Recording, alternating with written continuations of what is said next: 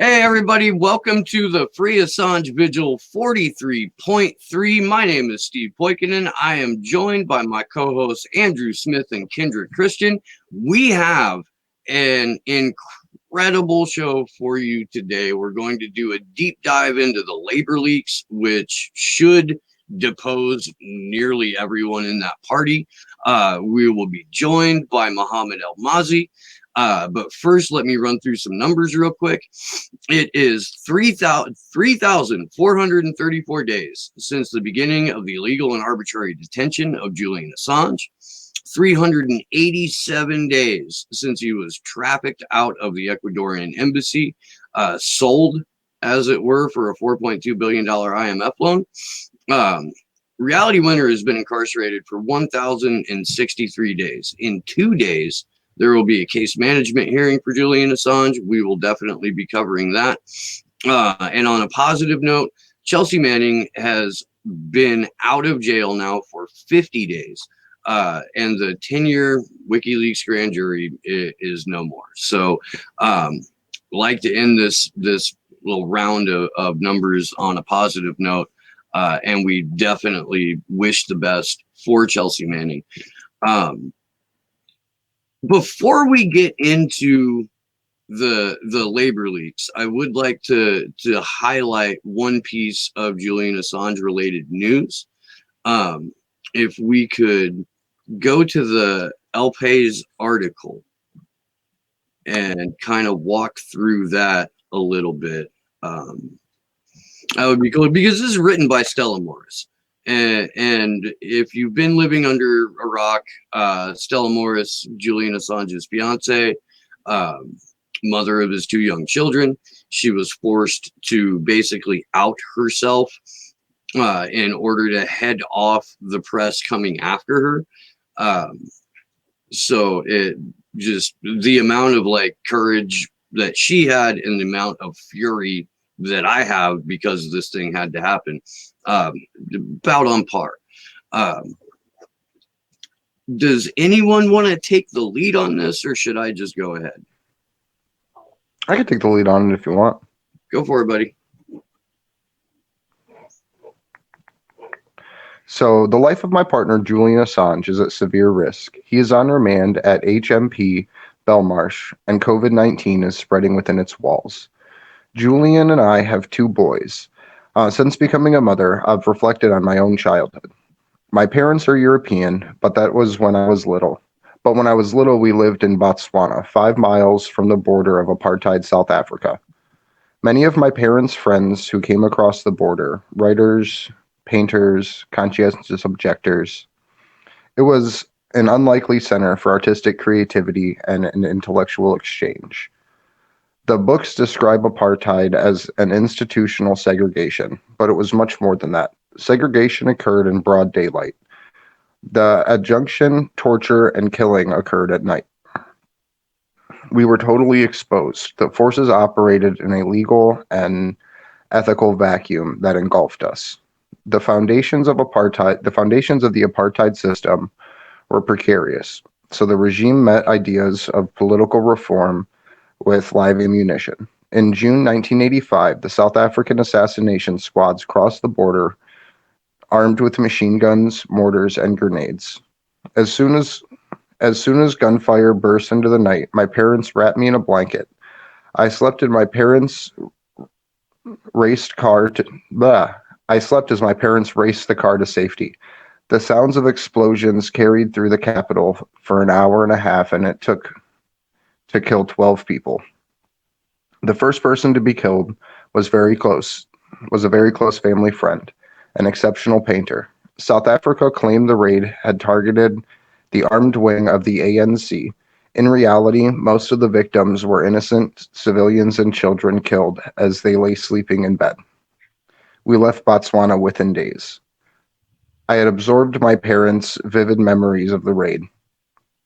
If the terrible night shaped my perceptions of the world, the incarnation of the father of my children, surely marks theirs. Forming my family with Julian under the circumstances was always going to be difficult. But our hopes escalated but our hopes eclipsed our fears. Initially, Julian and I managed to carve a space for a private life. Our firstborn visited with the help of a friend. When Gabriel was 6 months old, an embassy security contractor confessed to me that he had been told to steal the baby's DNA through a nappy, which is a diaper. Failing that they would take the baby's pacifier, the whistleblower warned me Gabriel should not come to the embassy anymore. It was not safe. I realized that all the precautions I had taken for piling layers onto layers of disguise to my bump to change my name would not protect us. We were totally exposed. The forces operating in a legal and ethical vacuum had engulfed us.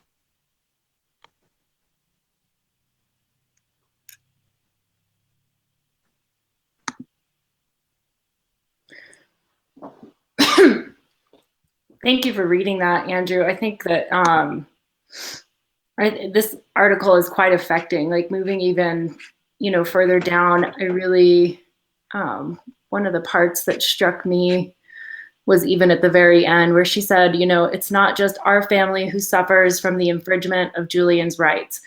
If our family and Julian's lawyers are not off limits, then nothing is. Excuse me. The person responsible for allegedly ordering the theft of Gabriel's DNA is Mike Pompeo, who last month threatened the family members of lawyers working at the International Criminal Court. Why? Because the court had had the temerity to investigate alleged U.S. war crimes in Afghanistan, the same crimes that Julian exposed through WikiLeaks and which the U.S. wants to imprison him over. Julian needs to be released now for him, for our family, and for the society we all want our children to grow up in. So I really like that she brought it, back to that point, because that really is what all this is about. It's about, someone who had the integrity to publish information that exposed U.S. war crimes. And that's just something that the U.S. government will go to any lengths to hide, including completely getting rid of free speech if necessary.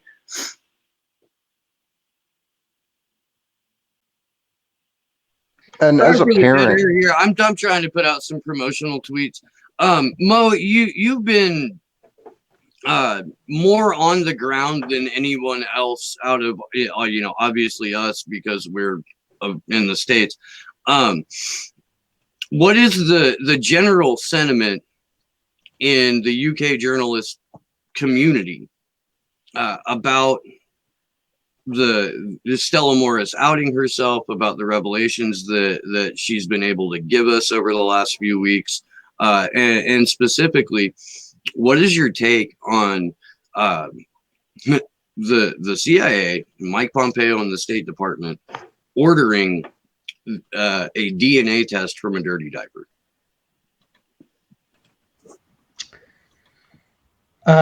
So thank you for having me on your show. In terms of the ordering of, I think it was also UC Global, the Spanish private security firm, which was tasked with protecting the Ecuadorian embassy, but then appears to have been recruited in the end to work for the CIA to actually surveil and spy upon Julian Assange. Among the various things that were discussed, there's the seeking out of DNA, which I suppose I understand why. They want to see if there is a biological connection between Assange and the baby. What do I think about that? I mean, I would say that's clearly illegal. That's clearly illegal conduct. Not that anybody is on the horizon of being prosecuted for that. It's, to borrow a phrase, shocking but not surprising, especially when you see some of the other allegations by two whistleblowers from UC Global, that among the things that started to be discussed with the CIA included the possibility of kidnapping Assange out of the embassy or even poisoning him. And those are discussions that they allege in their witness statements that were being had between the CIA and elements of the security firm UC Global. So it fits in line with that sort of theme, that pattern. In terms of the reaction of the news from Stella coming out and identifying herself as Assange's partner and the mother of his child. Well, as with many things on the subject, it's been mixed, right? So not as much, at least as far as I can tell. I mean, she might say otherwise, obviously being on the receiving end, but not as much piling on as perhaps I might have feared. Some of us might have feared. I have seen some well-known commentators and journalists on Twitter, people who have like large followings.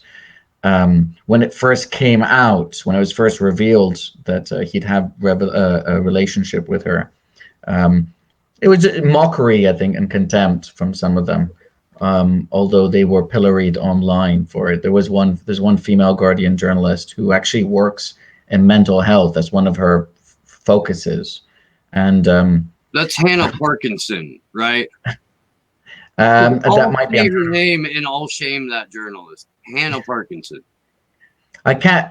In all honesty, I can't remember if that's her. She did come out with a tweet saying, when there was a picture of Assange and a baby that was on the Daily Express, I think, or the Express, she had said, "I'll be." Was it something to the effect of vomiting for the next week? Or excuse me while I go vomit. Yeah, excuse me while I go vomit. An adorable picture of a man holding his child. That makes sure want to vomit. And it's also, it shows I think the extent to which, mainstream journalists are influenced, as all human beings are, right, to greater and lesser extents, depending on the subject matter, influenced by just the level of sort of anti-WikiLeaks, anti-Assange propaganda that's been pumped out there. She really, if she thought she was judging the room in a particular way, blowing with the wind, going the way the wind was blowing, she, I think, might have been well surprised given the number and nature of replies to that tweet. I don't know if she still got it up there. I mean, I replied to it as well. No, I said, she's deleted that tweet. She had the whole thread's gone. Yeah. Oh, is it? Has it gone? Yeah, I looked for it the other day because I was going to try and reference it in a Slow News Day broadcast. Totally gone, scrubbed from even my replies and Christine Assange's replies. Gone. Yeah. And there were some good zingers in that one, man. Yeah. A little upset. I think I might have taken a screenshot of it on the assumption that it might be deleted when I started to see the replies. I'll check my, I'll check my phone if you can remember the date when she put it out there. But that once again, that reflects because I had followed it for a while and she hadn't deleted it. So that just reflects the level of and the nature of the responses. I mean, I just pointed out the fact. I said, hey, look, here's somebody that the UN says, the UN expert on torture says has been psychologically tortured, right? Who's been kept there arbitrarily for years, who work in one of your specialties as a journalist is to focus on mental health, right? You don't see sort of a contradiction there. So, the fact that she deleted it, right, just goes to show how much so many of us, I think we are all in to greater or lesser extents in our own bubbles, right? And we don't necessarily know how it is people beyond our own circle think about certain subjects, or we'll have a very sort of black and white understanding of that. So it's, the Guardian has been at the forefront of attacking WikiLeaks and attacking Assange, even though, of course, they published a great amount of material from there, of sort of jumping on the anti-Assange bandwagon. There are people there who are part of the sort of Russiagate narrative that have alleged that of strong links between Assange and the Russian state without actually providing any evidence. If I were to allege strong links between somebody and the CIA, I think people would expect like something to back that up. The same requirement doesn't seem to be there in certain cases. People are influenced by that. Other journalists are human beings and they're influenced by propaganda and smearing as much as anybody else. I would say, if anything, Chomsky has made this point, right? So did Edward S. Herman, right? And others, obviously, which is that there's a certain, within capitalist democracies, if you want to call them that, or bourgeois democracies, representative states, the system is not designed for the majority of the population to be involved in the system, right? It can't actually handle that the way it's constructed. So the majority of people should be focusing on sports or entertainment or whatever, and a minority of people who are, you know, go to university and get certain types of professional jobs are the ones who are to shape policy. And so they're the ones for whom it is most important to be indoctrinated, and they're the ones for whom it is most important that propaganda is targeted against, right? Because they're the ones who will ultimately shape or help to shape one way or another policy, societal policy. And journalism is obviously one of those categories, because what journalists write influence what people think and what people know about subjects. So, yeah. I think too, with that tweet, you know, and it being deleted, it's such a stark contrast from what, you know, what is needed, which is like, for instance, Nils Meltzer, who also was mistaken about Assange, but who instead took a different path, you know, rather than, you know, he took the path of, well, let's find the truth. And you know what? I was wrong. So I'm going to admit that I was wrong. And it would just be so nice to see that, instead of just a deleted tweet and somewhat shame, or if not even that, just maybe not even wanting to deal with the responses she was getting, rather than just say, you know, this was out of line. You know, it's not like she would have had to fully go to the other side just to say, okay, this was out of line, but instead just let's delete it, you know? Yeah, whoops.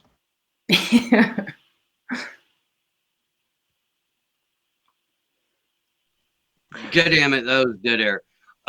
Josh always yells at us when we have dead air. You guys can't hear Sleepy Josh yell at us. Josh yells at us when we have dead air. Yeah, and real quick. So I just real quick. Go ahead.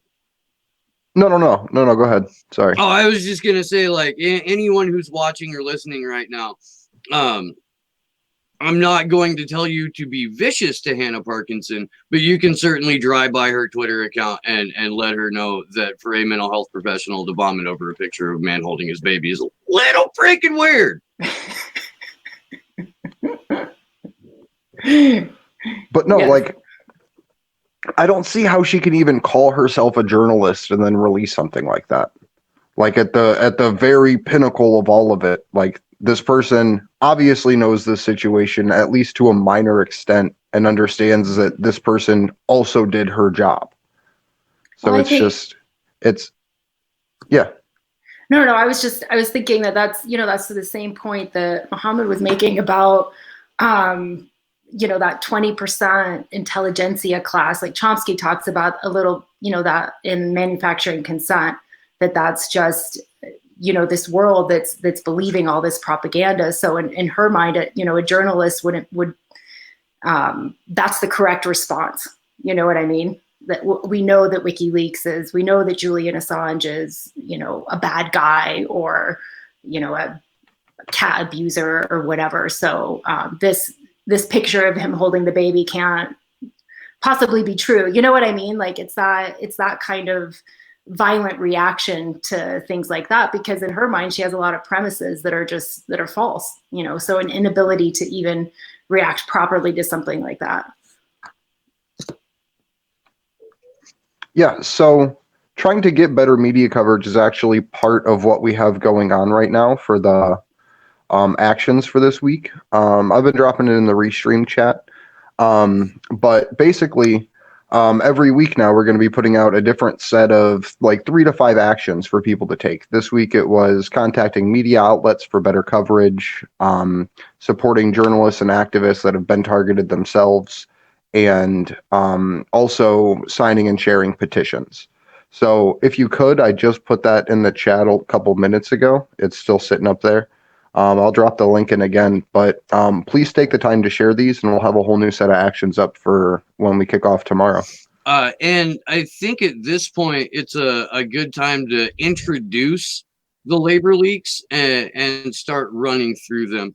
Mo, if you could kind of give us a backdrop of what the labor leaks are, and then we'll start diving into the material and some of the relevant articles that summarize them pretty well.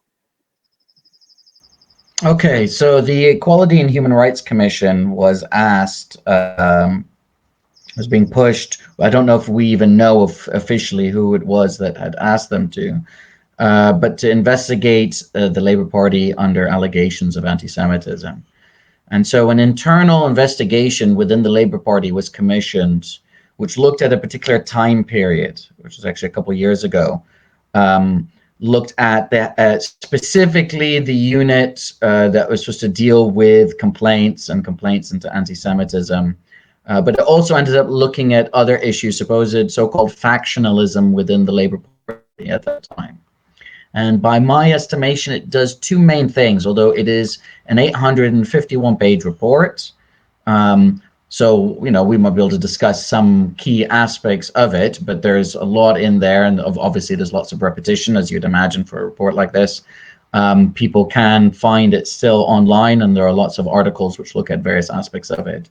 But within it, so the two main things, if I could broadly describe them as it reveals that there was active sabotage of the left, of the pro-Corbyn elements within the party, and of the party itself, deliberate sabotage of the party's chances in the general election in 2017. And second, it unfortunately nonetheless reinforces some of the same by claiming certain things and as being anti-Semitic. So there are people who were suspended under the sort of a veil of vague accusations of anti-Semitism, a number of them who were themselves Jewish, and they're actually nonetheless referred to in this report, and it just sort of takes it for granted. Just sort of like one of those things might be that, anti-Zionism is anti-Semitism, for example. It doesn't explicitly state that as far as I'm aware, but it does put that into the kind of, there's the general kind of vibe. So that would be the negative thing that it does. The positive thing that it does is it reveals, I'd said this before, but it bears repeating, because this is probably where the focus will probably likely be of our discussion. Active sabotage of the party's chances of winning, deliberate, willful active sabotage by elements within the political party, both unelected within the bureaucracy, allied with elected members of the party, to prevent the Labour Party from winning the general election in 2017. Labour lost by like 2,250 votes. It lost the ability to win a majority. So we live in a parliamentary system here, where if a political party wins enough seats throughout, enough parliamentary seats, then the political party which has a majority of seats in the Houses of Parliament is then asked by the Queen to form a government, to take on the executive branch of government, as it were. They nonetheless did well enough that they took away the Tory party's majority. So if you're following the press, lots of the press sought to downplay how well Labour did. It actually did very well. And even in the report, we see WhatsApp messages and emails between members of the bureaucracy being quite despondent of the fact that despite their efforts to deliver a humiliating defeat for Corbyn, which is what they wanted, a humiliating defeat, so that their preferred candidates could then replace Corbyn as leader, they were quite level not surprising, although I have to say I'm still surprised by the brazen nature of it, so which is good that I can still be surprised, but it is definitely shocking. There's that expression, the phrase shocking but not surprising. I would say it's still a bit surprising, but it's definitely outrageous. I wonder if there are elements of crime there in terms of frauds. People are taking, in some cases, being paid £100,000 to aid in the election and the electoral success of a party, when you see that big chunks of them are actively sabotaging and even funneling money away from candidates towards very safe seats that would win by very large majorities, that have historically safe for Labour, and who were centre-right, who are on the right end of the party. So it's active sabotage by the right wing of the Labour Party because they're anti-left and they're anti-Corbyn.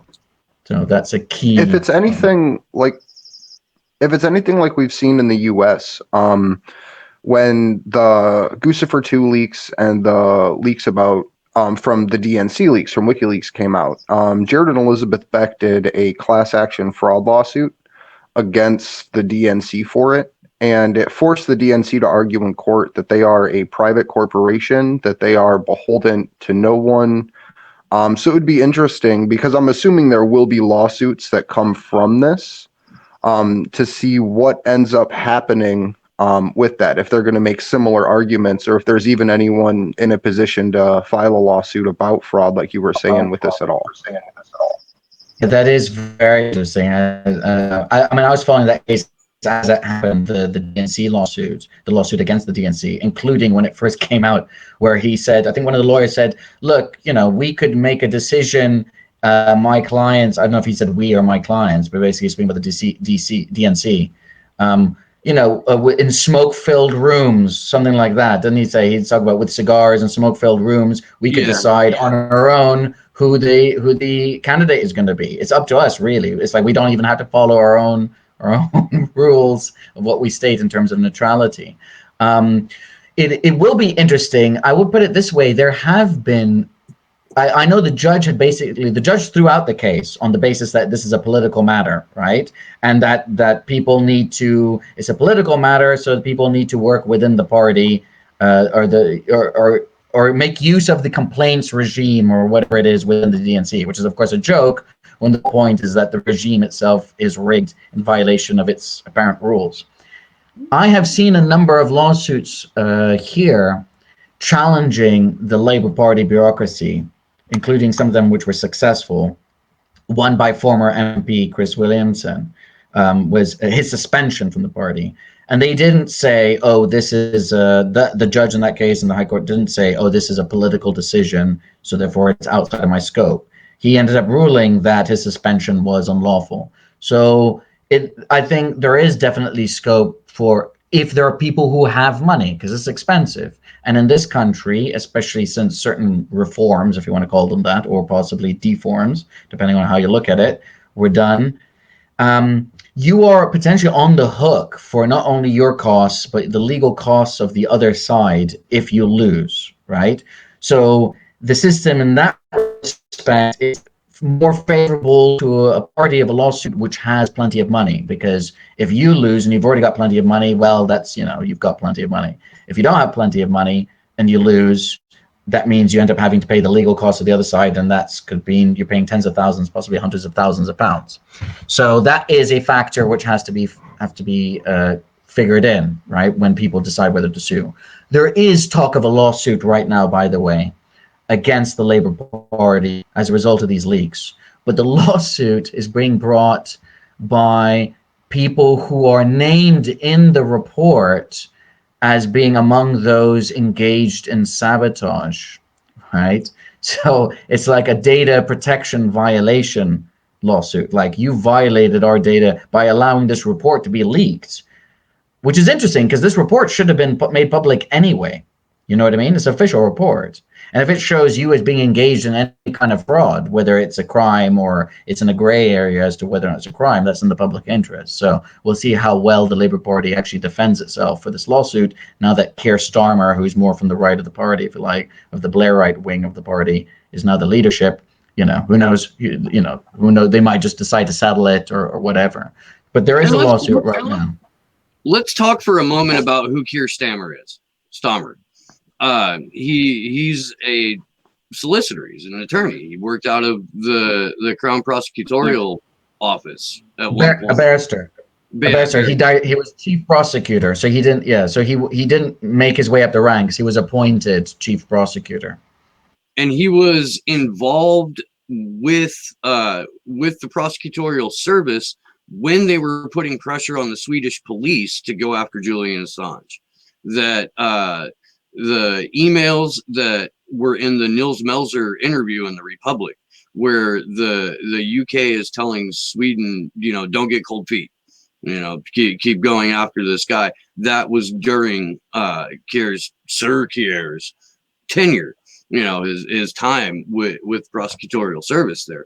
This is you're right, this is a right-wing Blairite who, through, as the report shows, several years of attacking the left faction of Labour, has now positioned himself, to lead this party into a direction that would make Margaret Thatcher proud. Which, by the way, my favorite Margaret Thatcher quote ever. A BBC reporter asked her, what her most memorable achievement was as prime minister, and Thatcher gets this little grin on her face, and she says, "Tony Blair and New Labour." Was her crowning achievement as prime minister. So, Mo, sink in a little bit. Quick question about the lawsuit.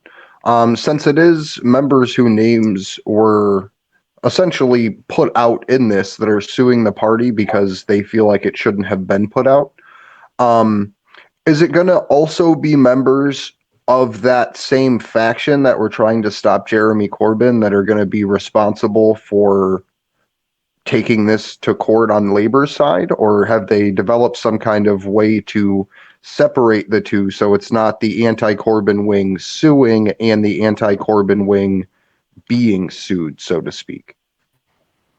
That's an interesting question. I suppose I'll have to speak to some people who'd be more in the know about that.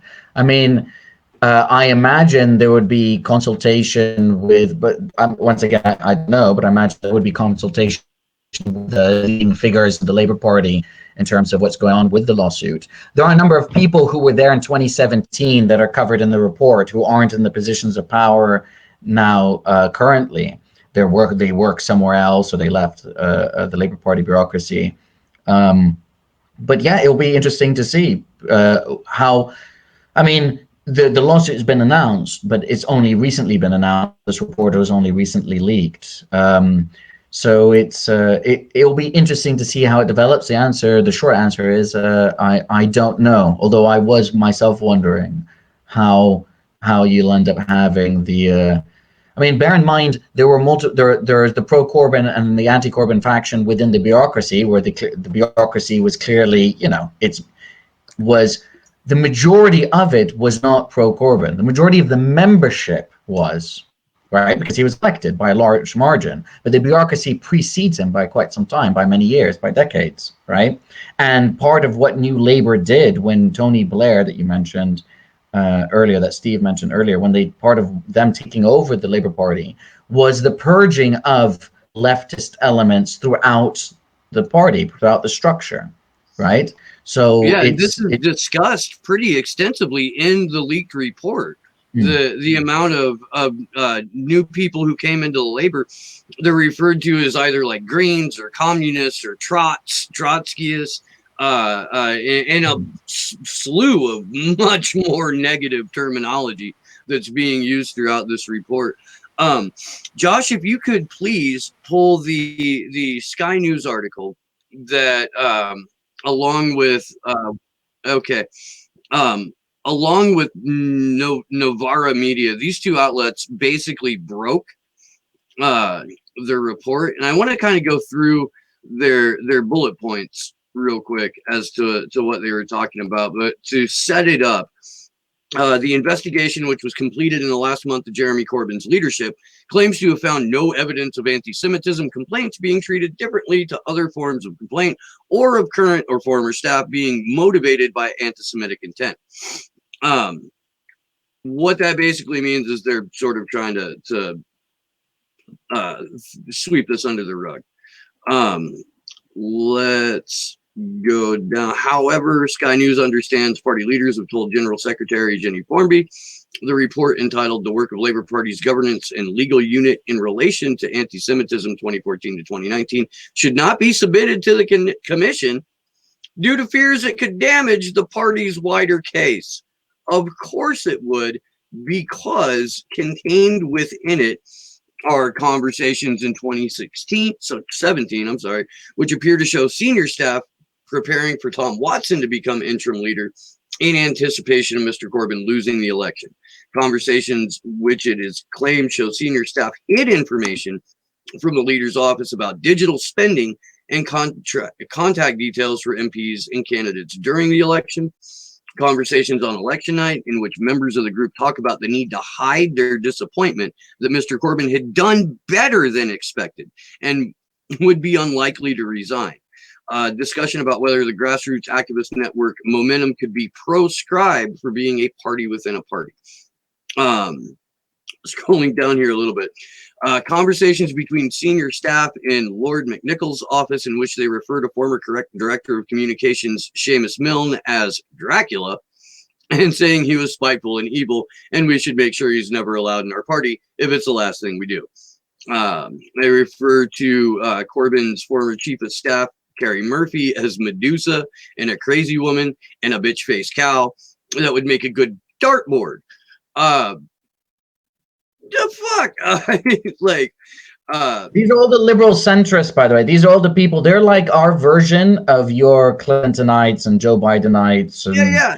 They're the people and the near-tandons, and they're the centrist, sort of like third way liberal, sort of corporate Democrat, but also just people who they're not left. Even though the Labour Party is, originally has its origins among people who were genuine socialists, as well as people who are, shall we say, left nationalists and elements of business and what have you. These people are not, they're much, they are very much of the like centrist corporate view. And they have real foul mouths, actually, the way they speak. And they're the people who are the first ones to tone police the left or tone police anyone else. And to sit there and be like, we demand civility and unity in this moment. That's true. And one of the other things the report shows is that because of their obsession with Do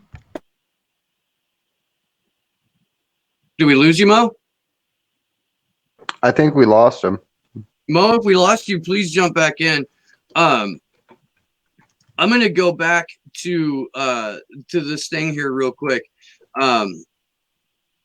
Responding to messages cited and the allegations made against him in the report, Lord McNichol said the energy and effort that must have been invested in trawling 10,000 emails rather than challenging anti-Semitism in the party is troubling. So fuck this guy, really, because the weaponization of the term anti-Semitism over the last several years is a deliberate operation that the Lib Dems, the right-leaning Labor people, Tories, and in this country, establishment Democrats and to an extent Republicans have implemented in order to silence real and accurate information about what goes on in the ideology of the political movement of Zionism.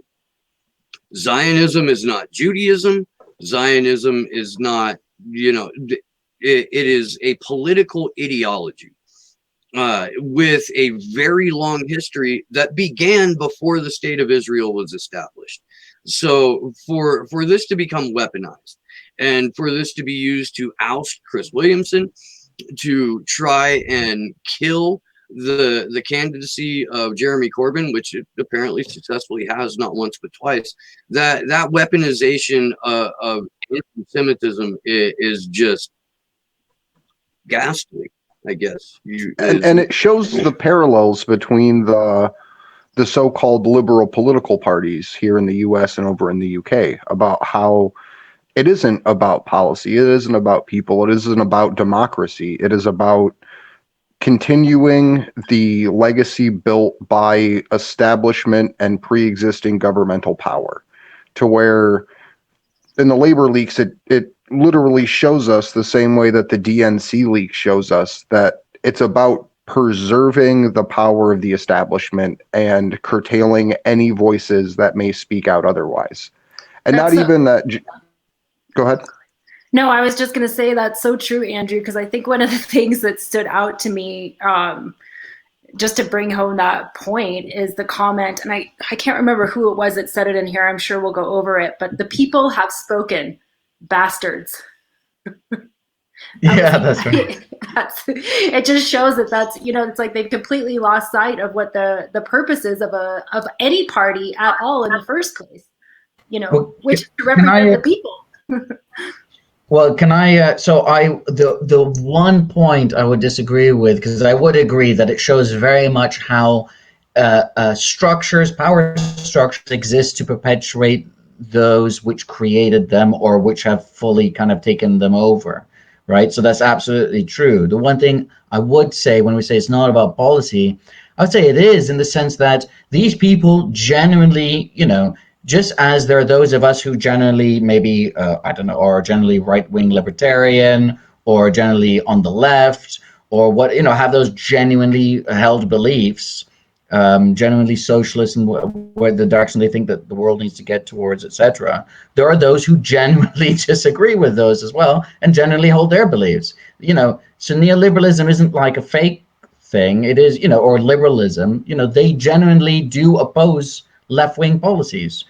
So there are people who will call themselves, and this has been the case for even 100 years, who will call themselves socialists, who actually promote nothing more than social democratic policies, although even now, what's been promoted are social democratic policies, which are just on the left end of the liberal spectrum. And that is just seen as way too much for these people because the time has moved on. They're of the neoliberal era. So the thing is, they are actively campaigning for for the class interests and the ideological interests that they support, and therefore undermining it doesn't matter that people were quote unquote democratically elected. I think one thing that it shows is that the notion of democracy in that sense, or even of just representative democracy, because it's not actual democracy, of representative elections and what have you, that is always, there's nothing new about this. I think if we could see the equivalent of WhatsApp messages and what have you, or conversations from 40 years ago, 50 years ago, 100 years ago, it'd be the same thing, right? Is that it should help to expose for all of us the extent to which there isn't a completely neutral bureaucracy, whether we're talking about the state structure itself, whether we're talking about a corporation, or whether we're talking about within a political party, right? Because that would imply that all these people believe in absolutely nothing. Because if they believed in absolutely nothing, right, then they would go along with the policies of whoever was elected, right? Because Well, no skin off their nose. They do believe in something. It's just a different direction. It's a right wing from the elected leader. So they don't believe in democracy. It's hard to tell if they truly believe in the neoliberal ideology and the espousing of free market uber alles, or if they're just soulless fucking empty suits following orders. Like the demarcation between the two is incredibly thin. But many of them are high ranking, so there's no one there. It doesn't appear that they're following orders from anybody, in the sense that, like, many of them are literally high ranking members of the bureaucracy. Former head. Here's one example. So you'll appreciate, not that you couldn't appreciate the others. I mean, to Americanize it almost, right? So John Stolliday at the time was director of governance and legal, of the governance and legal unit. And he now works at Unison, which is a union, one of the largest unions in the country. And there's emails or WhatsApp messages where he discusses replacing the one person, one vote system, which Labour has currently, and which is what resulted in Corbyn winning twice by large margins, right? Because it didn't used to have one person, one vote. It was changed. In fact, the right wing of the party pressurized the previous leader, Ed Miliband, to change it to one. Like, there's media pressure as well for him to change it, because the unions used to have a large size role in deciding who the leader is of the Labour Party, right? Which makes sense, since it was a Labour Party and unions literally were directly involved in the creation of this party. But because of union membership has gone down, the weakening of labor unions, especially since Thatcher years, etc., it made it easier for the more liberal faction to be like, hey, it's not fair for the unions to have this outsized role, right? So they thought that this will be the death knell of the left, right? So this will be once and for all, we'll make it one person, one vote. They were shocked how popular Corbyn's proposed policies were that resulted in him getting elected. So John Stolliday proposed a return to the electoral college system, as known as electoral college rule change, which you'll be able to appreciate because you have an electoral college in your country, right? So to move away from a popular one person, one vote towards an electoral college system. And this is the head of the legal department. This is the director of it, of the Labour Party bureaucracy. So it's like, I suppose, from our perspective, they're soulless. From their perspective, the status quo is just fine. It'd just be better if they were in charge rather than the Tory party in charge. You know what I mean? Like, the main problem is that we need to get back into government, but with our views, right? Not with core, because otherwise, what would be their problem? Why would they be so actively campaigning to sabotage the left, right, in the party? They're actively campaigning because they do not support those policies. They don't support nationalization of the railways. They don't support a shift in his foreign policy objectives, right? And for different ones of them, it'll be different issues. Everybody on the to the left of Gordon Brown is smeared as a trot, right? If you're not Gordon Brown, who's basically a neoliberal as well, he was to the left of Blair, but that doesn't mean anything. You know what I mean? He represented, like, he was supposedly opposed to the Iraq War, right? And his faction within the Labour Party that supported him also opposed the invasion of Iraq. But he stayed as chancellor, right? He could have resigned. That would be a big deal. The second most powerful position in government resigns with the Iraq War. He obviously wanted to be prime minister more than he opposed the invasion of Iraq, so he stayed on. So it really does give you insight into how it is, how naive it is to think that, or whatever term you want to use, to think that a system which has been designed within a certain political, social, and economic model, that it will exist to support anybody. And I think there are lessons to take from this, the wider political system as well.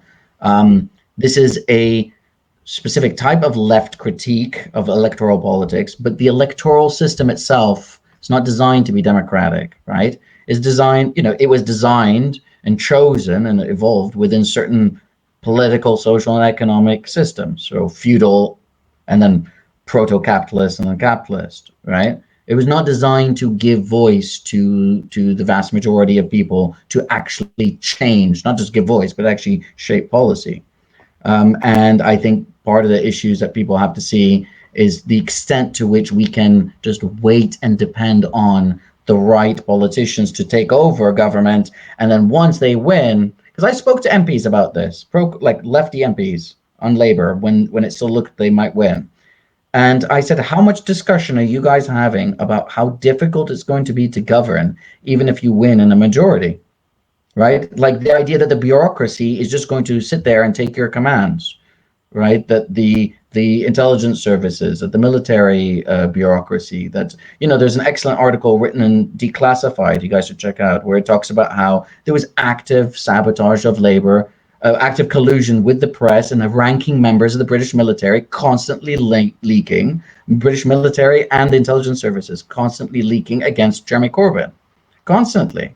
Right, these are the kinds of things that, like, in theory, a liberal democratic state shouldn't be allowed because the military is supposed to be neutral. But that's, he's much closer to power than, say, Sanders, right? Because he's actually the head of a party in a parliamentary system, and all it takes is to win a majority, and then you're in government.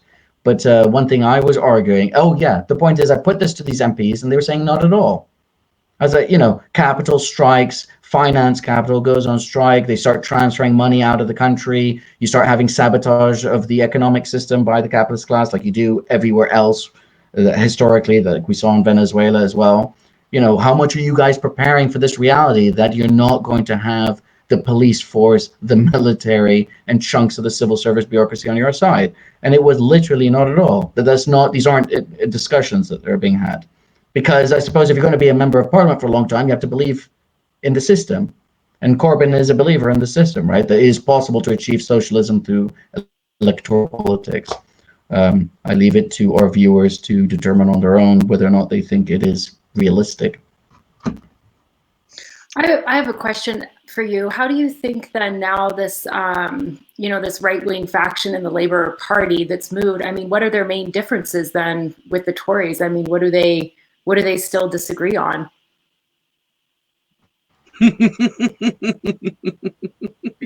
It's about degrees, right? So the interesting question about that is, especially if we're moving a bit away from the era of austerity, we're experiencing a bit of red Tory policies as they're known, which is, in order to avoid losing to Labour, you end up implementing some elements of a sort of a social democratic policies in order to win over working class areas and what have you that should otherwise despise you and historically have. That's actually something we're seeing here in the U.S. too, that political shift where you have Donald Trump now expanding Medicare to cover anyone who gets affected with coronavirus. And you also have the very faint beginnings of a universal basic income coming in with what people are calling them their Trump checks, the $1,200 that are going out. And even as far as the payroll protection program for small businesses, where those aren't policies that were championed by the left-wing so-called socialist elements of the American political process, where it was the right wing that fit those in, while the left wing was giving out trillions of dollars to banking institutions. Yeah, so over here you have strong links between the Blairite wing of the Labour Party and finance capital, but then again, those links have always existed with the Tory Party as well. So the differences will be of degree. Part of it is that pressure within the Labour Party can mean that you can get better things on, you could bring an end probably to cuts on like social welfare programs, because there's just been horrendous level of cuts to our programs, which provide support for people who have disabilities and people who are incredibly poor, who despite working can't even pay rent. I mean, it's just obscene how much of your salary ends up going to rent here. Vacation is not just a problem for parts of London. It's like, practically part of the country. The idea that you're up to 50% of your salary easily on paying rent, right, is mad. And where most people do not earn that much. So, it's because of the fact that the Labour has unions and still has, like, within its bloc, and still has to cater towards certain parts of the country, of its membership. I would say that let's say Keir Starmer were to become prime minister, you'd probably see an end to, although we may be seeing an end to austerity anyway, right? That has run its course. But you'd probably see an end to austerity. You'd probably see an end to all the cuts to various welfare benefits. One report, which has been peer-reviewed as far as I'm aware, came out a couple of years ago, argued, and this is in either the Lancet Medical Journal or the British Medical Journal, I can't remember which one, that there are 120,000 excess deaths as a result of the implementation of austerity. So that's human beings who would otherwise still be alive, at the time of writing the report, who have died. And that is a hell of a lot of structural violence that we're talking about, because it's not like they're arguing that people from the Department of Health are going around shooting people in the face. This is that, right? So this is that you're cutting back so much that support that people who otherwise aren't getting. So piling on anxiety and stress and lack of medical support and loss of income and what have you, literally putting people in an early grave. And of course that affects the poorest, the most vulnerable, the most, right? And this is spread out across the kingdom, mind you.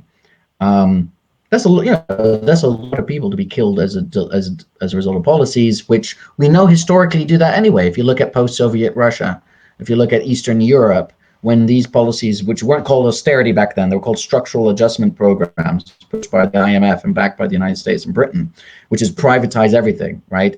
You eliminate any kind of social welfare programs, privatize the healthcare system, privatize lots of public assets. These shock doctrine policies, as they were called, shock therapy, the faster you do it, the higher the death toll. And you actually saw a massive decline in the male rates of longevity, like a statistically significant decline in Ukraine and other parts of Russia, and it's been seen elsewhere. So it's not like we didn't know what austerity does. And it wasn't called austerity then here, but it's the same policies, right? You privatize public assets and you cut down on social welfare programs. So we'll probably see a curtailing of that. But it is an excellent question, especially now as we're hearing that Keir Starmer is, he's announced himself as being unequivocally supporting of Zionism, right? So that is a signal now that whatever criticisms and pushing away from the pro-Israeli position of the Labour Party is now shifting back to that. He also appears to be coming on the side of not criticizing India for its actions in Kashmir, despite a vote in conference to do precisely that, saying it's up for them to deal with. I don't know if you know like historically what's been going on there between Pakistan, India, and Kashmir. And so, yeah, he does seem to be trying to take things back to the direction of where things were under Blair. But like I said, so that makes it, what's the difference between him and then the Tories? Well, you could argue the same thing with the Republicans and the Democrats. It's a matter of degree. The one thing that we don't have as much is that with the Republicans in the United States, you have explicit anti-science positions, not just on climate change, but on anything, on loads of things. And they're much more socially reactionary on a woman's right to control her own body and a right to have an abortion and things like that, access to contraception. Don't really have that here within England and Wales, within the right-wing party. I mean, it was David Cameron as prime minister who oversaw shifting from the right to have civil unions in same-sex marriages to just completely saying that marriage is between either a man or a woman or a member of the same sex. So it's the right-wing party that did that here, right? So there's more similarities, even I would say, between the right of the Democratic Party and the Tories than there are between the right of the Labour Party and the Tories than there is between the right of the American Democratic Party and the Republicans, because we don't have. Yeah, if that makes sense. This conversation, because you this morning you had sent me a number of articles out of the Tribune magazine, and one of them is the Blairite roots in the leaked labor reports. If we could get that on the screen, we can kind of go through just a little bit of it to underscore what we're talking about. And then I would like to pull up a couple of the screenshots of the labor leaks, and I will then share from that 851 page document a handful of pages. Are we up, Josh? Awesome, thank you. The 2017 manifesto contained a swath of broadly social demographic policies that many in the party were surprised to learn were extremely popular with the electorate, because, as we've discussed, these people kind of live in their own neoliberal bubble, and the thoughts of the peasantry don't necessarily seep into their realm. Nationalizing the railways, raising taxes on the wealthy, and the abolition of tuition fees were all policies that struck a chord with voters more used to hearing politicians battle it out during election time over which version of austerity to implement. Its senior members of the staff reacted to the manifesto with utter horror. A WhatsApp exchange detailed in the report shows staffers reacting to John McDonnell's announcement of an increase in corporation tax by exclaiming that they can't quite believe it. Responding to the announcement of public ownership of rail, another said such policies look like Trots doing what Trots do. Aside from their apparent misunderstanding of the nature of Trotskyism, such statements suggest that the party's anti-socialists hold views that place them not simply to the right of most members of the Labour Party, but also to the right of most of the electorate. The question then presents itself, what are these people doing in the Labour Party at all? And this is where the exploration of the Blairite roots of this come into play. But I think this kicks off a larger discussion, a larger question with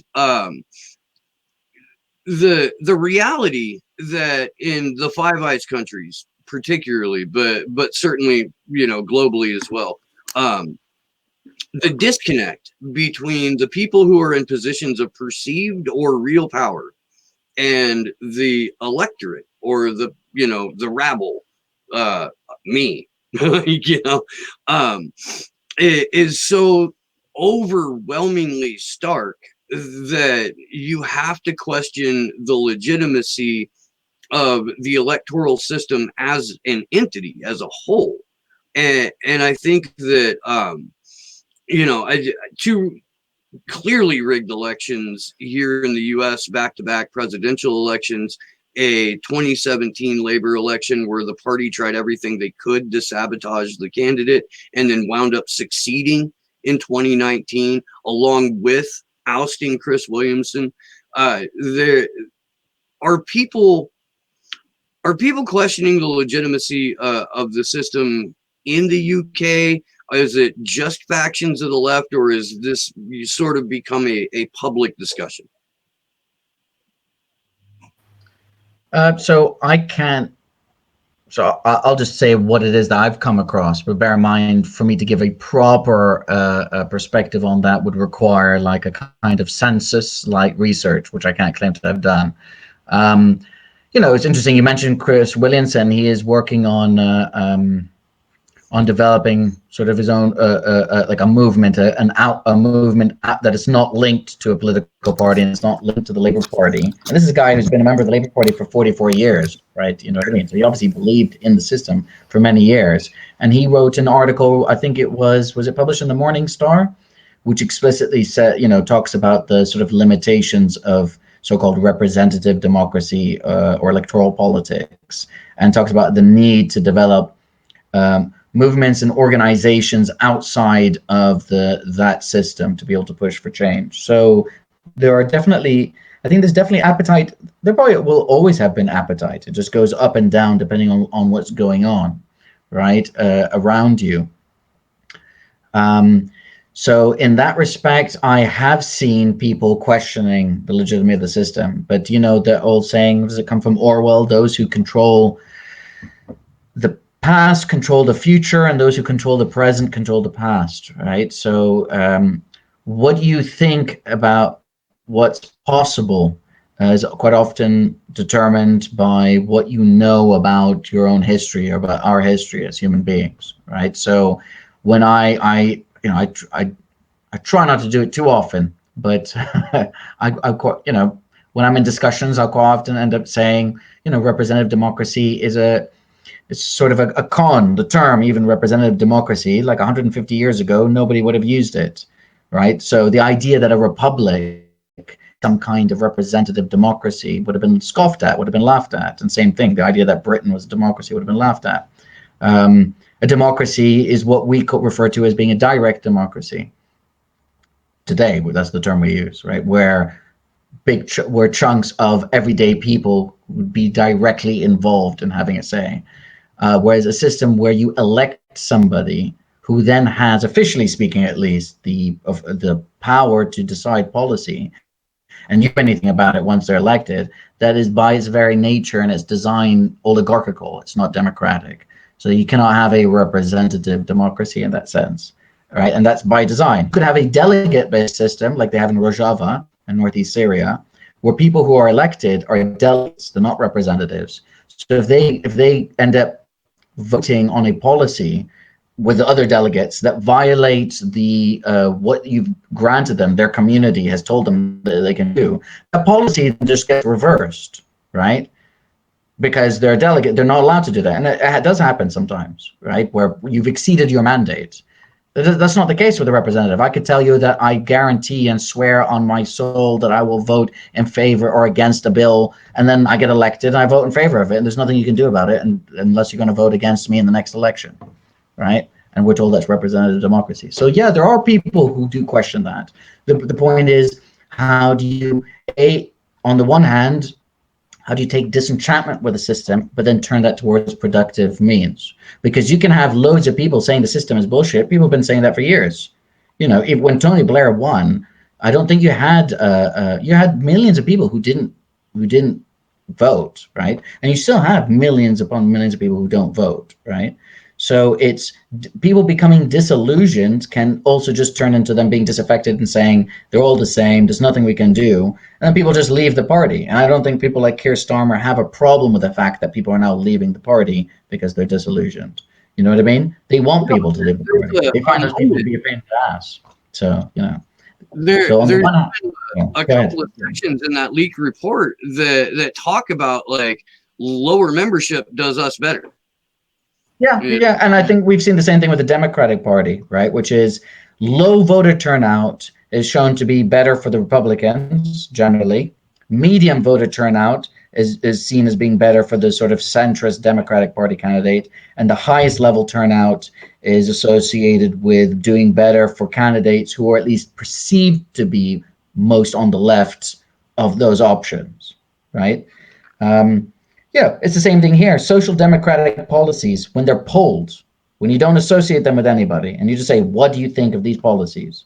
Whatever you and I may think about them, when they're polled, they're very, very popular across the board across demographic groups and people. It doesn't matter if you call yourself a conservative or what have you. When you say, what do you think about just straight up nationalization without talking about democratizing the institutions, what have you, you just say nationalizing the railways, nationalizing the telecom industry, nationalizing the weapons manufacturing industry, nationalizing utilities industry, nationalizing all these various services.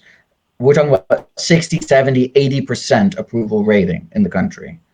I saw a report by the Legatum Institute, which is like a market fundamentalist, everything should be private institute, right? One of those sort of, private is always better, right? Very free market oriented. And they did their own research survey. And that's what they found as well. This came out a couple of years ago, I think 2017, because they, whatever they may say publicly, right? The capitalist class need to be sort of informed about what the hell's going on in the country, right? So there are people who serve those interests. And the research they showed was consistently that in this country, at least, terms like socialism tend to be more associated with, more positive views. Terms like capitalism, more associated, less positive views, although more associated with terms like innovation, but also greed and selfishness. And overall, the population across age groups and across the country support the kinds of, the way they polled it, they didn't say, what do you think about democratizing institutions so that they're controlled by the workers and then sort of working in tandem with the government to provide a post-capitalist system, right? They don't ask that. They just say straight up, what do you think about these things being nationalized? And the responses are overwhelming. So yeah, that's one of the things they discovered, is that the more people are involved, the more to the left the policies are likely to be. So that being said, I don't know that I would have what it takes to persevere within a political structure that is by its design there to prevent types of policies that I support getting through. I think it takes a very special kind of person. I'm glad there are others who are still working at it. But I think putting your hopes in a political party, hopefully more people are seeing that that's not the way to go. That, yeah, okay, it's great, but we need that avenue, because that's one avenue you have to take, but that it's not that all our work and research needs to be connected to a political party, and that when you lose an election, well, that's it then. There's nothing for us to do for the next 4 years other than hope to work to win the next election. I think that it's ahistorical to see prior successes, if you think social democratic reforms are successes, to see them as being purely coming from political parties. They came because of mass pushes from the economy itself, right? From mobilization and organization from the population, right? It's not that they're just elites on their own in a vacuum, just deciding that it'd be better to raise taxes on the rich to pay for services for the poor. It's that there was genuine fear of revolution at a time where revolutions were happening around the world, that if we don't give them something, we will lose everything. And the same in the United States as it was in Britain. That's where the National Health Service comes from. You have all these people returning who are trained in war and killing and using guns, coming back from war, and all these demands being made, like, perhaps we should just overthrow the system. Well, we have people losing their homes because they can't pay medical bills, etc. You guys, it'll sound familiar for you guys. Well, that's what it used to be like over here. And there was a genuine fear that you have now these millions of people who are trained killers, right? Who might end up mobilizing to overthrow the system. So that's why you had pretty kind of, radical social democratic reforms being implemented as a way of buying off the population. So yeah, it wasn't just some people forming a political party and getting elected. But people, if you're not taught that in school, right? You're taught that there was a need from society. Every now and then you have a demonstration, and then politicians responded to that need, right? I think that's backwards. It's the reverse. It's politicians being pushed and making decisions that they realize that if they don't make those decisions. But in the end, it wasn't enough, because we've ended up where we are. And most of those social democratic reforms have been undone. And the New Deal practically doesn't exist anymore in the United States, although you have the bureaucracy of it. Mohammed, I had a question for you. Let's see. In the one article that we had already kind of gone over, Keir Starmer had made the comment, Labour's new right-wing leader on Tuesday announced an investigation into who leaked the document. The content and the release of the report into public domain raise a number of matters of serious concern. Do you think this is just going to be pushed under the rug and, directed towards the leaker and the problems with this document even coming out rather than the issues that have been raised in it? That's my fear, and that does look like the direction that it's going in.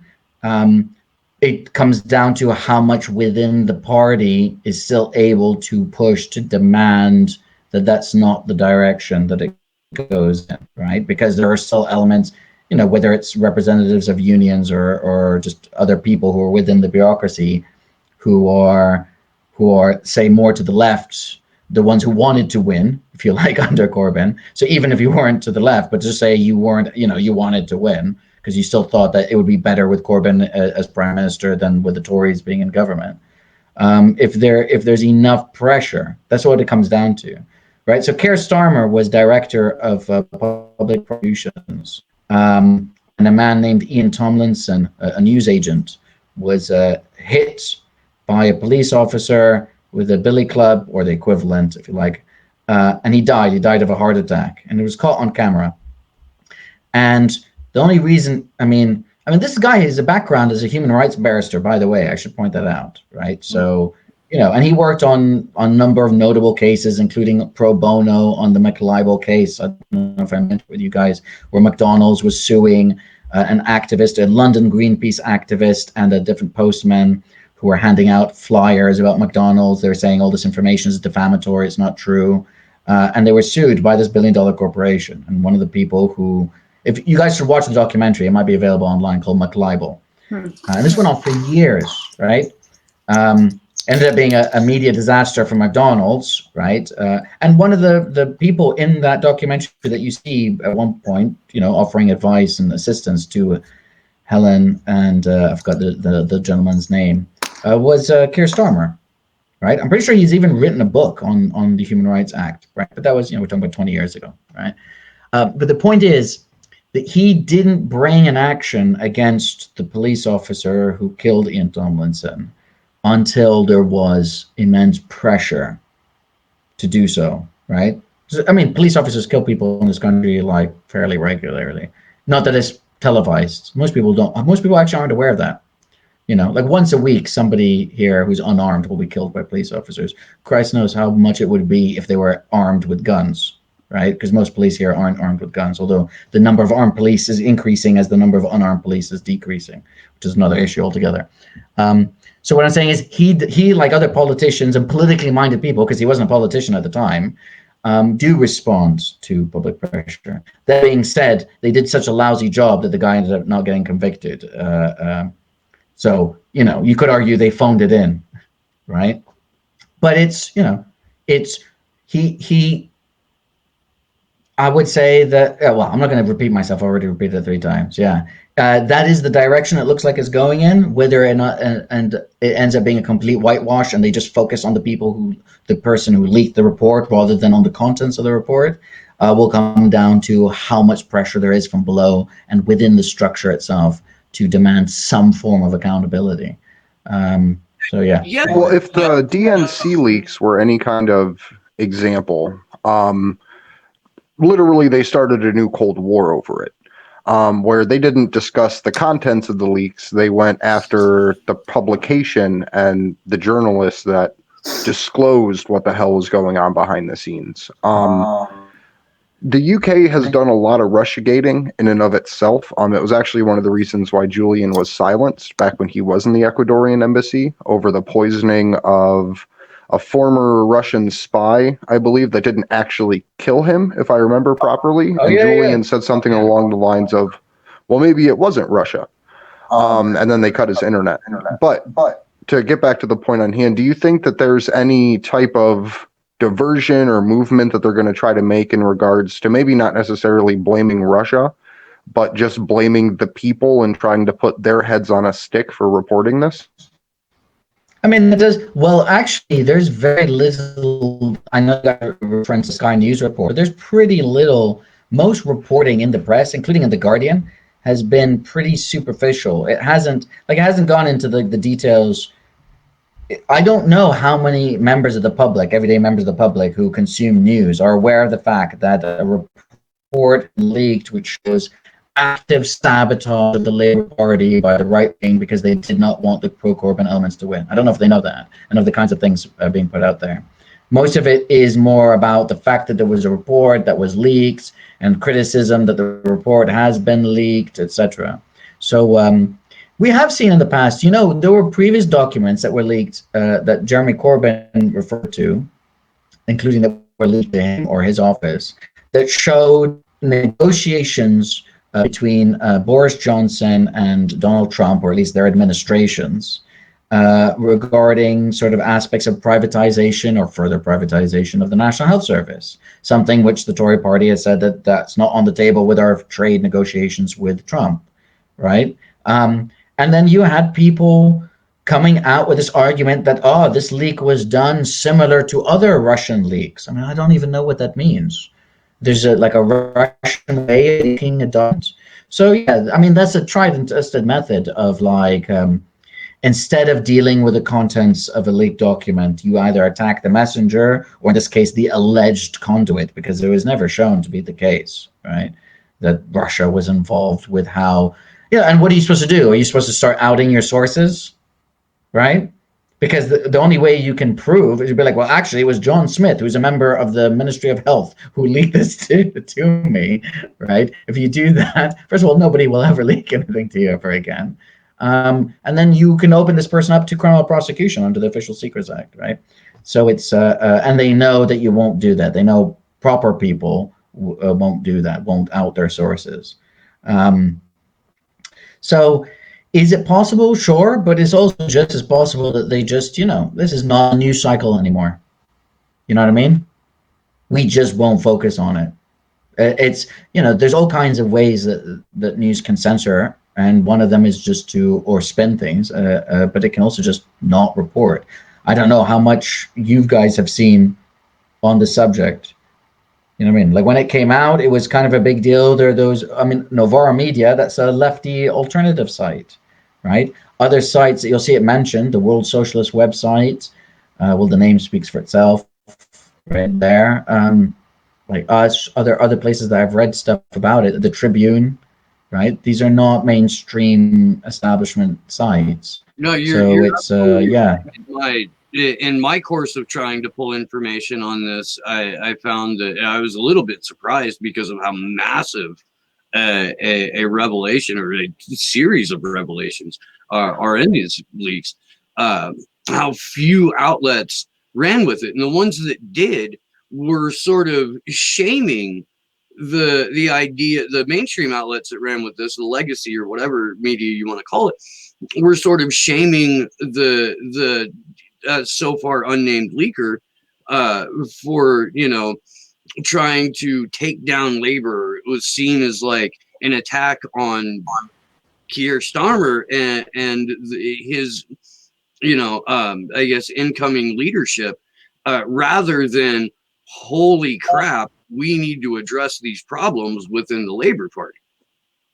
Yeah, there was much more coverage of the contents of certain DNC leaks in mainstream press in the States during the election than there has been here. You know what I mean? So like things that Hillary Clinton had said in her Goldman Sachs speeches, if I recall correctly, that came from contents of emails. Was that from John Podesta's emails, or was that from DNC leaks? One of the two. Wait, which specific? Right. What specifically? Well, the email, the speeches. So we know lots of what she said in the Goldman Sachs speeches, or Goldman Sachs and other speeches from emails that were either in the Podesta leaks or in the Podesta hack, right? Because that was a hack, right? He was sent an email. He was sent an email with a link, and the head IT person or whatever had said in his response, it was something like, he should have said, don't click on this, or this isn't fine, but had in a typo to Podesta, it came off like this is fine, you can click on this, just because he mistyped it, and Podesta ended up clicking on this worm, which ended up leaking his, resulting in, I mean, it's it just also shows like the level of incompetence. You think that if you're trying to tell somebody, no, this is a virus, do not click on this, you'd make damn sure that you do not make a mistake there. All caps, things like do not, right? But anyway, so yeah, that came out in one of the leaks, the leak/hack. But that was covered. There were loads of things I saw reading in the Washington Post and the New York Times and even some of the mainstream press. I think they felt they had to, maybe because it was election time period. But you had a lot more coverage of that in the States. When that broke in 2016, it was just so earth-shattering, and there was so much buildup to it that the legacy media that we have, the Post and the Times and whatnot, was basically cornered into reporting on it. It's not something that they necessarily wanted to do. There's a parallel right now with the Tara Reade rape allegations, sexual assault allegations, where these outlets were basically cornered into reporting on it because of all the noise that had been generated leading up to them being cornered and reporting on it. My neighbor decided to fire up his weed whacker, by the way, in case anybody hears that. Well, even when the DNC leaks came out, there wasn't it CNN that said you cannot read WikiLeaks. This is against the law. Yeah, I believe that was Chris Cillizza who said that on air. It is against the law to read these. There were a couple other people that tried to pick that up and run with it. And the idea that someone sitting behind a desk at a media outlet can tell you what is and isn't illegal on the internet is ridiculous on its face. But we're through the net neutrality laws, they're killing net neutrality. We're setting the stage for limiting what people can read via ISP, not via U.S. law. I might have lost some people on that one. I don't know. I'll get Ron Placone onto it. I was about to say Ron Placone is somebody that I've been watching who's been, pushing in California, working on the case of net neutrality in the States. Right when you said that, that's hilarious. Because I had him on. Well, that just shows what bubble we're in. I'll have to get him back. So we had a question in the Chelsea chat. Manning's birthday vigil, and that was a great, like freaking 4-hour just love fest. But he hasn't been on the Free Assange vigil since. We should get him back. Andrew, you were saying we had a question for you in the chat while we're off topic here a little bit. How notable are the intelligence gathering apparatuses in the UK, like Bluetooth scanners in public spaces? And are there any talks of like airborne drone food delivery services or anything like that? Well, so there are restrictions in terms of flying drones in this country. There are also restrictions in terms of flying armed drones, but there is a push to get those restrictions lifted, and there's a regulator which is looking at the issue. So people want to know more about that, they should go to Drone Wars UK, who actively campaign on that issue. In terms of like how notable are the intelligence agencies in terms of their gathering methods, I mean, the methods that you've described, I'm not quite sure I understand the question. Is it how widespread known among the public that this is what the intelligence agencies can do, or is it what is legal for them to do?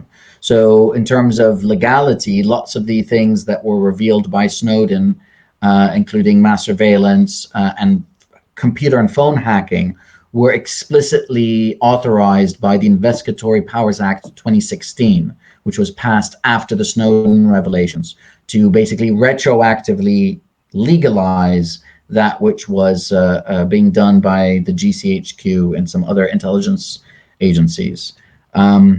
So in terms of like of drones and food deliveries, I don't know where that would be linked with the intelligence agencies. Obviously, anything that exists can be used by those who, policing authorities, if they're able to get into a service, right? So you don't need to have like drone food, like drone food deliveries. I don't know if I know that's a bigger thing with Amazon in the States. I don't know actually how much, to what extent that's been expanded here. There are lots of areas which have banned the use of even like forget about armed drones, non-armed drones. So like parks and stuff, it's not legal to just be flying drones. So it's you know, I have seen there. I don't know if you guys saw it a few weeks back. A particular police department was criticized because it was flying a drone, a surveillance drone, in an area where people out in the countryside, where people were walking, right, and they were walking with their dogs, and it filmed that footage and it put it on Twitter, and it was saying walking with your dog out in the countryside is not an essential reason to be out, right? This is all COVID related stuff, and they were criticized heavily for doing this because this is like well, A, it was creepy. B, it wasn't necessarily the law. They weren't making statements of the law. This was like what they wanted out of desire by reflecting ministerial preferences, right? You have a former Supreme Court judge of this country who went to spoke to the BBC, called it shameful, right? But the point is, nobody had said it was illegal, which means that technically it appears, at least on the face of it, and I could be wrong, I hope I'm wrong, what they did wasn't illegal, which was flying, taking surveillance footage of people engaged in walking in the countryside and then publishing that. So something that's not even the intelligence agencies doing it. That's just, I think, was it Merseyside Police Force, right? In terms of Bluetooth, I don't know. I am trying to contact an expert, nearly 300 experts from around the world, including at least a dozen from the UK. IT experts, cybersecurity experts, and others have signed an open letter calling for governments and surveillance and tech companies to be very careful with contact tracing apps. They're like, okay, this can be very useful, right? Surveillance is actually historically has been part of dealing with outbreaks, right?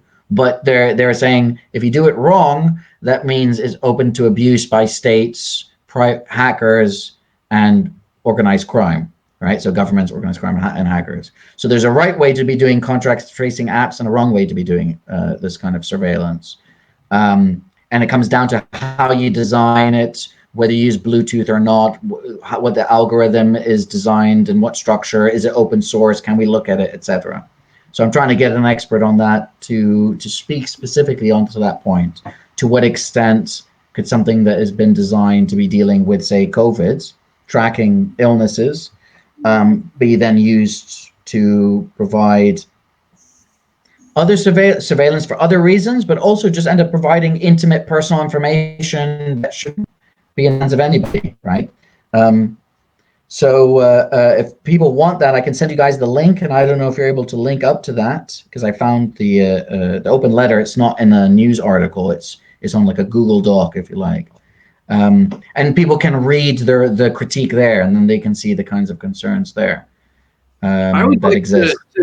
I would like to first of all give a shout out to Sean O'Brien, who is the Action for Assange's favorite cybersecurity consultant. But he was on my show, Slow News Day, the other day.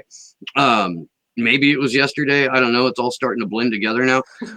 But he gave an excellent recap of an event that he organized called the Curve Summit, and it deals with digital privacy in the age of COVID surveillance. And it touches on pretty much everything that we've discussed here in the last few minutes. So if you guys can, if you're watching, if you could dedicate an hour or so at some point over the next few days to watch Sean basically lay this out and tell us how we can effectively safeguard ourselves as best as possible, and to the extent to what the relationship between these security companies and government or government agencies are. There was a question in the A4A chat about what are there any policies that coordinate this level of surveillance, and it's much more of a business relationship between the NHS and, in the UK's case specifically, Palantir. For the contact tracing apps and software that's being developed. It's not so much that this happens through a legislative process. It happens, the same way that Bruce Spiva, DNC attorney, said we can pick our candidates in a smoke-filled back room. And that's how these sorts of the surveillance nightmares, shit shows, horror fests are taking part. There's no vote on it. Before we just go completely off topic, I would like to just, if we could, Sleepy Josh, just go to the 2 screen grabs that I put in the show doc, and just kind of highlight how completely fucked Jeremy Corbyn was in this 2017 election. They literally have a section titled "The Coup," and already before Corbyn was elected, the Telegraph had reported that senior figures said there would be a coup against him at some point. And in fact, there was. Like, this is just it. The level of I guess, the intra-party espionage and intra-party sabotage that took place throughout all of this. Senior staff specifically discussed fishing expeditions to identify left-wingers and then search for any abuse from them. Like, this was an operation that took place, and they were using this to purge Labor Party members. If anyone wants to chime in on that, that would be cool. I mean, I think it's just super, super telling about what happens when you try to challenge any small amount of political power. Like, Jeremy Corbyn was already the leader of the party. He already had support. And then his party decided to just go for his throat. And the fact that they even had investigation or operations specifically about targeting the elements of the party that support him feels really similar to the way that they targeted and outed members of Bernie Sanders's wing of the party during the Unity Conference days, to where they just gave some of them some power and then slowly chipped away more and more and more at that little bulwark that Sanders had built up. So this is something that it just shows the DNC and the Labor Party essentially operate in the same manners from different sides of the ocean. I think it really does. And one thing that was, striking to me was seeing at least, and I think Muhammad was talking about this earlier too, is people trying to work within this system with which both Corbyn and Bernie tried to do. And then, I was wondering if you could speak to that a little bit, Muhammad, too. I know that Corbyn's gotten some criticism for his way of handling the anti-Semitic attacks by trying to, just sort of quell those. And I want to hear what your opinion is on how that was handled. So I'm saying this from the perspective of somebody who was not at the top of an organization surrounded by people trying to destroy me, right? And actively sabotage. So this is, like we said, had elements of the military, the majority of the press, or certainly the entirety of the mainstream press, including The Guardian, which is historically linked, however superficially, to the Labour Party. Just constant smearing, constant attacks, constant pressure then from even your own allies who have been advising you, right? So it shows the limits of this idea of great man theory, right, of history. That one person on their own and everything just surrounds them. And that's how our films are organized. That's how if you grew up in an individualist society, and I grew up as a very fierce individualist, I read history and I experience things as like it is individuals who do things on their own, as it were, rather than communities and larger organizations who then work together. So that being said, yes, he while he did push back in terms of smears of anti-Semitism, right? He was not strong. He did end up conceding too much, in my opinion. And that's not just my opinion in hindsight, that was at the time as well. Because what ends up happening is people who were consistent, who were consistently supportive of many of his policies, were also consistent in terms of their critique of British foreign policy. And part of that is their critique of Britain's long historical role in supporting the ethnic cleansing of Palestine, the formation of the State of Israel, and the arming of the State of Israel and the backing of it in its various wars and oppression of the indigenous Palestinian population. And so he's a long member critique of the State of Israel as well in the British foreign policy, right? So it's not that he doesn't have that internal critique, right? He's a member of the Palestine Solidarity Campaign, and a staunch with the Stop the War Committee as well. Stop the War. Oh my God, I've forgotten the next letter, but the Stop the War campaign as well. But yeah, he did. I think he gave up too much ground. He could have quite strongly said, look, anti-Semitism, like all forms of racism, is wrong, but there's absolutely no evidence that it's endemic in the party. Even if we accept just from the complaints themselves, they make up less than 0.1% of the membership. That's something that, by the way, when polls are done, people don't realize that. If you look at the level that it was covered, right, even just from the accusations cover 0.1% of the membership, which had like 500,000 people, 600,000 at one point because of his being elected, right? And that is that's just assuming that all the allegations are accurate. And I know for a fact that many weren't, because I know people who were accused who were not anti-Semitic at all. I think the travesty, the real like heartbreak of the Jeremy Corbyn story is that everything that made him popular, his stance on Brexit, his very, very strong, labor roots mentality, in order to appease that Lib Dem faction, to make them stop smearing him in public with all of this anti-Semitic garbage and whatnot, he turned away from his stance on Brexit. He turned away from labor unions. He turned away from even criticizing the British government's relationship with Israel.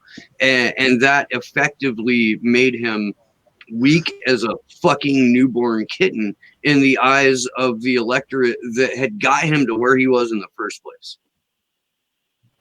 Well, I think it was his failure to come out explicitly and back the people who were being attacked, saying,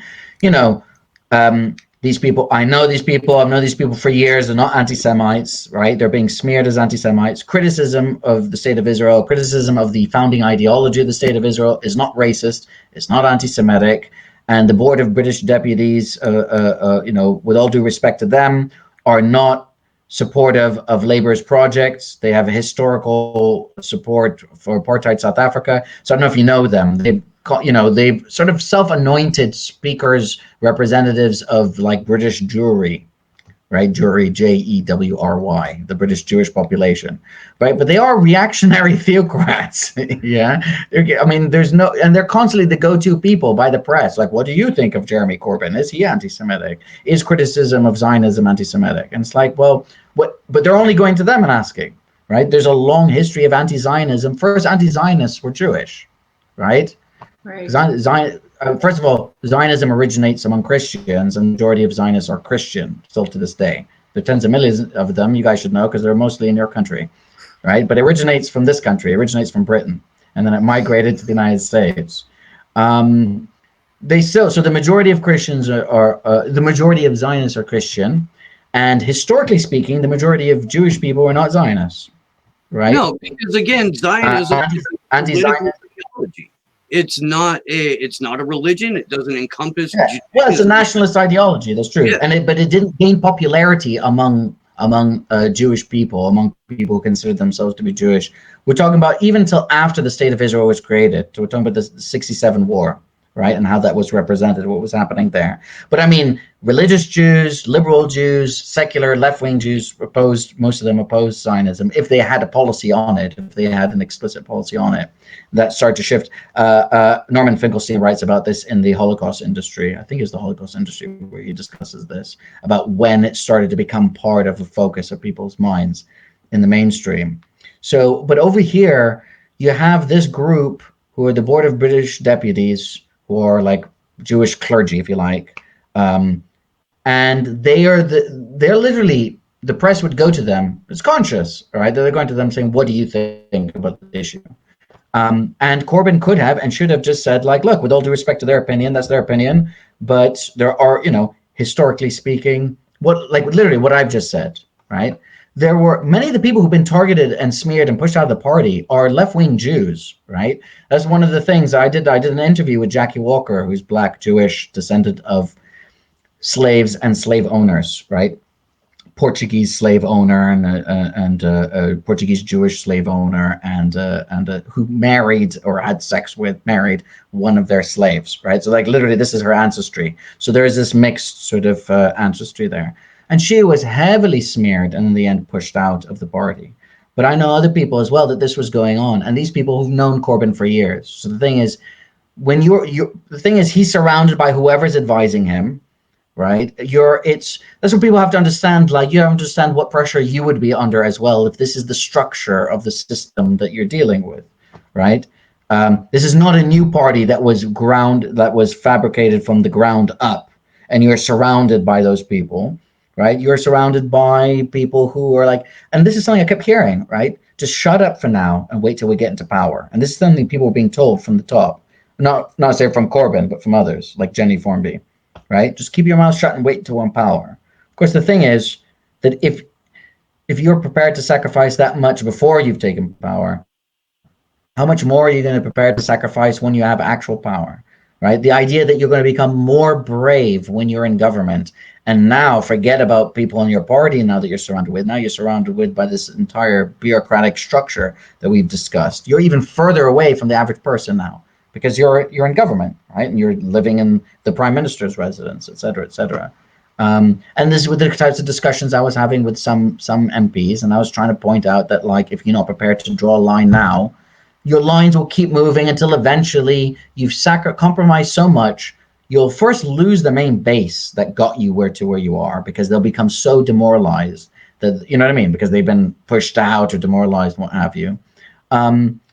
And then as you're not implementing the policies that you wanted to implement, you lose even more people. You'll end up implementing sort of milquetoast left liberal policies that don't deal with the structural problems that we have.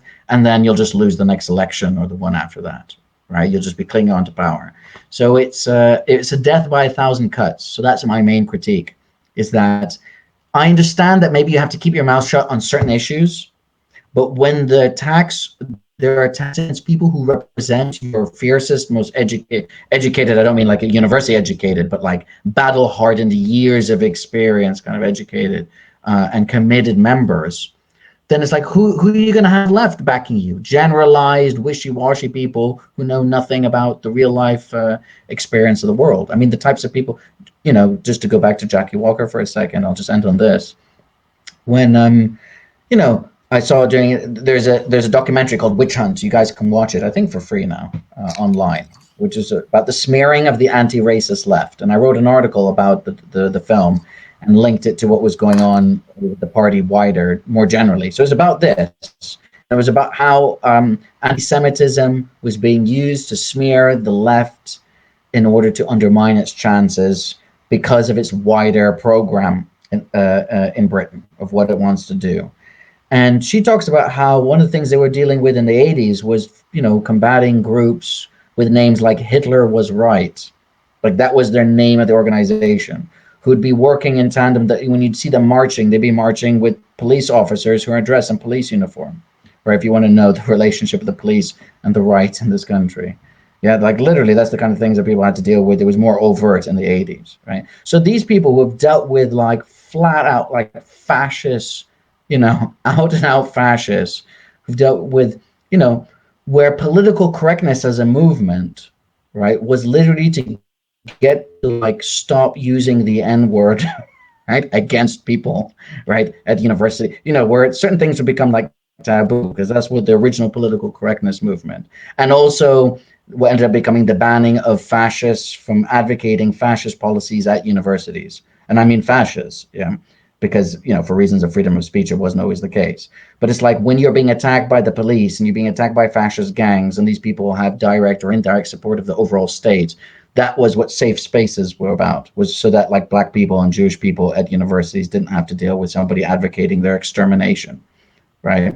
Now we can argue that how far it's gone now with a completely different kettle of fish, right? Which thankfully I didn't have to deal with when I was at university. But what you guys have got in the States has migrated over here with your microaggression, etc.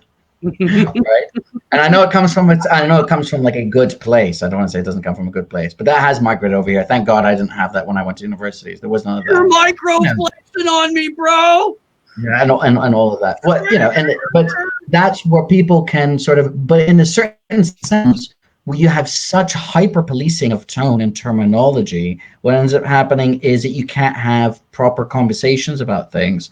You know, I've had plenty of people who said, like, look, you know, being kicked out of the Labour Party should be the final thing, right? Even the report from Shami Chakrabarti argued that, right? The anti-Semitism report that she did, right? The racism investigation to racism in the Labour Party, which said that like it should not be your first course of action, right? It should be consultation, education. You know, you want to speak with people, right? Because otherwise you end up having a group, an organization is just people you agree with on everything. The reality is people out there have a mix of views, including racist views, or they might use racist language but don't understand why it's problematic or whatever it is. You know what I mean? So those are the kinds of the practical difficulties that, and if you end up having an organization or any kind of policy of zero tolerance, okay, well, even how implemented zero tolerance? Well, we see how it was implemented the Labour Party. The majority of people who were suspended or expelled or investigated were people on the left, and many of them were Jewish. A great many of them are Jewish, and they're just because they were older people who are no holds barred in their language, right? In terms of their criticisms, in terms of their description of the state of Israel, and these are just like old lefty members of like working class British Jews who end up being literally smeared as being anti-Semitic, and then pushed out, or for using anti-Semitic tropes and things like that. So it's quite perverse, but it just goes to show that it doesn't matter what your intention of certain policies are. What matters is who wields power in the implementation of those policies. And if you haven't changed the structure of the system itself, then you should always be wary about granting that system more power to beat you over the head with, which is what we see with certain types of rules and laws. I realize I'm sort of digressing into certain to a different direction. Have you on? Anyway, I'll leave it there. I love the way you circular breathe through all of these answers. It's one of the more amazing things to watch in general. That's my ADHD, right? That's because my Ritalin is wearing off, right? So one of the more nefarious lies that we're told as voters is if you just get this person elected, then you can hold their feet to the fire. And what you've just illustrated, Mo, is that is absolutely the furthest thing from the truth. That once they're in a position of real or perceived power, they are exponentially more likely to become adherents to whatever the bubble speak is, and become further and further isolated from the people that get to them. We're running into about 2 hours. So yeah. I think we should go ahead and wind down here. Mo, if you could please give us some final thoughts and let people know where you're writing and how they can find you. That would be tremendous. So final thought is, do not become despondent. Use this as an opportunity to become more radicalized, to seek out information about how systems of power work from a perspective that has been constantly told, but you just may not be aware is out there. That this isn't a reason to give up being engaged in politics, and by politics I just mean trying to shape society for the better. It just perhaps is a reason to learn more about how this is a marathon rather than a sprint, and how power really works rather than the sort of liberal myth of what we're told, which is a nice story, but I think it's pretty much just that, just a story. You can find me on Twitter, MLMazi, so at MLMazi, MELMAAZI. I write with Sputnik International. Right now I'm only doing interviews, Q&A interviews for them, but I publish with them. I also publish with The Canary, and I have my own blog called theinterregnum.net. I publish at some other sites as well, but if you find me via Twitter, then you'll probably see that stuff. You can see the various groups that I've published. Yeah, that's it. Have a great weekend. All right. Thank you very much before we start doing the closing rounds real quick, I want to take a moment to invite everyone who's watching right now and everyone who will be watching after the fact to our World Press Freedom Day event tomorrow. We are hosting an incredible panel with Cynthia McKinney, Ray McGovern, Kevin Gostola, and Elizabeth Voss. That is going to be a fantastic tribute to WikiLeaks, Julian Assange, and World Press Freedom. Andre? Yeah, no, I was gonna say that, but also we're currently streaming 3 times a week, Tuesdays, Thursdays, Saturdays. Those are subject to change depending on the circumstances, maybe more, maybe less. But I just want to thank Mo for joining us, and I want to thank everybody for hanging out with us in chat and all your questions. I've been putting the action link out. Please remember to take some time to do a few actions for Julian. You can find me on Twitter at Andrew Zigman. You can find all of us on Twitter at action_4 Assange. And again, thank everybody for joining us. Hi, and my name is Kendra Christian, and thank you to Andrew and Steve and Action for Assange for having me on as a guest host. Thank you, Mohammed, especially. Incredible, so enlightening about a lot of things. Hi to everybody in the chat. And if you want to follow me on Twitter, I'm at edebs13. And if you want to follow Denver Free Assange, that's at DNVFreeJA. If you're just seeing me for the first time, my name's Steve Poikinen. I host a show called Slow News Day. You can find it on YouTube by typing Slow News Day Podcast into the search bar. I am also newly on Rockfin. Please go over there and endorse the channel and support me there, please, because it is an alternative platform to YouTube that I have a lot of hope for. Thank you, Mo. It's always a pleasure to have you on. And if we can connect after the case management hearing on Monday, I would love to have you on Slow News Day for a little recap there. To everyone in the chat, we love you guys. You guys are awesome. And we look forward to doing these and having you be a part of these events with us. Thanks to Sleepy Josh on the 1s and 2s and Kimber the Mean Panda for her work doing graphics.